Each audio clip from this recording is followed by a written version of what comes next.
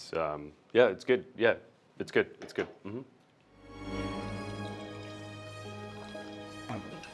Have you ever wondered what you're supposed to do when the waiter or sommelier pours you that taste of wine?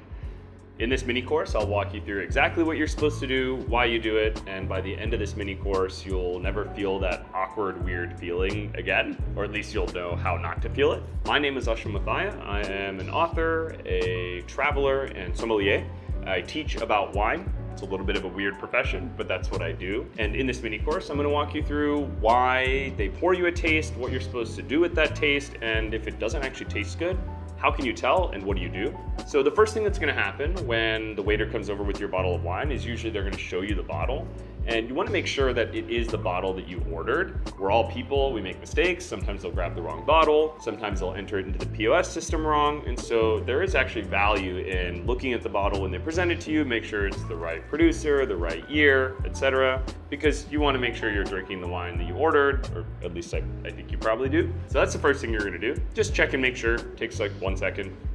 Maybe 5 seconds. The next thing that's going to happen is the waiter is going to open the bottle of wine and they will either hand you the cork or you can ask for the cork. The cork is actually really useful when it comes to trying to tell if the bottle of wine is good or not. Often the cause of a wine going bad is actually the cork, because this is a natural substance most of the time. There is also synthetic cork. But natural cork is porous, and that porousness allows a wine to age in a way that's actually beneficial. We could talk about that separately another time. But because it's porous, it can actually be the part of a wine bottle that can cause the most problems.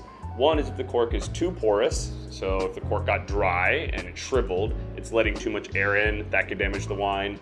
If the cork itself is damaged, or if there's mold on the cork, that can damage the wine. And so you want to smell the cork for what we call cork taint. And this will be anything from wet dog to wet paper towel or rotten eggs or musty, moldy basement. Basically, you want to give it a smell and just make sure it doesn't smell bad. You want to smell wine and cork. If you're smelling these other weird things like a wet dog, that's not a good thing. And the reason you smell the cork is often these wine cork symptoms, if you will, you'll find on the cork before you'll actually find in the glass of wine. And so if they don't give you the cork, you can ask for it. If they do give you the cork, great. And if you feel uncomfortable asking for the cork, that's also okay. So take the cork, give it a smell. This smells like cork and wine, so I think it's fine. But if it smells like wet dog, wet newspaper, moldy basement, any of those weird kind of things, rotten eggs, then you know probably the wine is not good, as in it's gone bad. And this won't happen often, but 1 in every 50 bottles, 1 in 100 bottles will have problems with this. And so you want to make sure that you're drinking wine that's good. So once you're done with the cork, you can set that down. They're going to pour you a taste of the wine. The first thing you do here is maybe take a deep breath. This is a high social pressure situation. I, as a wine professional, feel the social pressure when someone pours me a glass of wine. It's really not that big of a deal. The goal is just to make sure that you have a wine that you're going to like. So they pour you a glass, take a deep breath, take a second, and then what you're gonna do is you'll swirl and then you'll smell. The reason you swirl and smell is swirling allows all of the alcohols to vaporize, or not all, but allows the alcohol to vaporize. When the alcohol vaporizes, it brings with it all of the aroma compounds, esters, pyrazine, terpenes. If you don't know these words, they don't really matter. They're just fancy words that mean like things that have smells. And so you want to smell the wine and make sure that it smells good or not bad. So same kind of things you're looking for that you were looking for on the cork. Wet dog, wet newspaper. If you smell those things, the wine might not be that great. Most of the time it will be just fine. And so you smell the wine. Okay, smells pretty normal to me. Smells like wine. I smell a lot of cherries here actually. And so what I'll do is I'll then taste. And this is kind of the last step. You want to make sure you don't taste any of those weird things, because if you taste them, that could also be a problem. So we'll taste.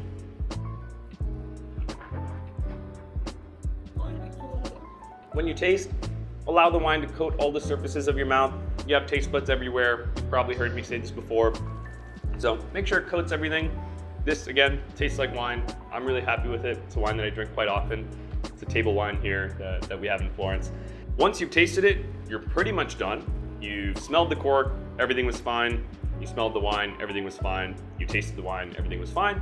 You give the green light, be like, this is great, I'm ready, this wine is good, please pour it for the table and we'll all have a great evening and enjoy, or a great afternoon maybe if it's a weekend. But what do you do if things go a little bit wrong? So if you smell the cork and you smell kind of these things we've already mentioned a few times, that's already your first clue that something may be off. Usually what I would do is make sure to smell the wine too. I don't want to draw a conclusion just based on the cork. So I'll smell the cork. If it's a little weird, I'll be like, okay, this may not be great.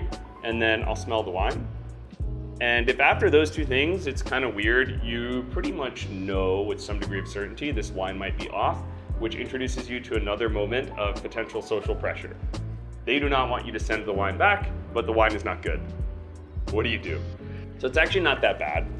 If the wine is not great, what I usually do is I actually ask either the waiter or the manager or the sommelier if they're willing to taste it. So I'll say, hey, like this tastes a little funky to me. I don't think it's supposed to taste this way. Do you mind giving it a taste and let me know if you think I'm off base or if you think it's also off? As soon as you invite someone to provide feedback too, it all of a sudden disarms the entire situation. There's no longer this social pressure because you're not saying to them, hey, you're wrong, you're bad. You're saying, hey, I think there might be a problem here. Do you mind helping me address it? Because most people in the service industry, they are there because they want you to have a good time. Nobody wants you to drink bad wine. No one wants you to have a bad experience. And so just invite them into the discussion like, hey, this wine doesn't feel like it's the way it should be. Can you taste it too? And usually if it's not good, they'll say, hey, you're right. This isn't good. We'll change it for you. Don't worry about it. Thanks for telling us. So it's not as scary as you think it needs to be. The other thing that might happen is you might taste the wine and it's not actually wrong, like there's no flaws, but it may not be to your liking. At that point, you can suffer through that wine over the course of the dinner if you want. You can also just very honestly share with whoever's taking care of you, hey, I thought I would like this wine, I don't. My goal is not to make you open another bottle, but any chance we can change it?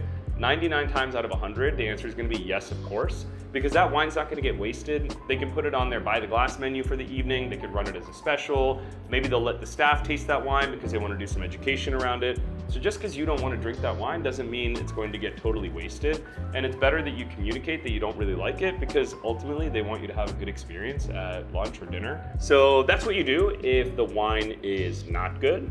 If the wine is good, like we said, it's actually hunky-dory, super simple. They pour it, you smell it, taste it, and you give the green light, and you move on with your dinner. The last thing I want to mention here in this mini course is temperature. So sometimes wines will be brought to you and they're not served at the right temperature. That's okay, it happens. It's hard to keep all of the wines at the correct temperature all the time. And so if you get a wine that's a little bit warm, the wine is totally fine, you just want it cooler, you can by all means ask for a chiller. You can ask them to make you can ask for them to pour very small glasses for everyone at the table and then put it in the fridge, put it on ice. It's a very normal thing to do. I do it relatively frequently, and as long as you ask politely, no one's gonna give you a hard time. Hopefully this has been a useful intro into what to do when someone pours you a taster at a restaurant, because I know that it can be a moment of real social pressure. I feel that social pressure, and the goal is to kind of diffuse all of that so the wine drinking experience becomes really pleasurable and fun. Thanks so much for taking this mini course, and I hope it helps you. Cheers.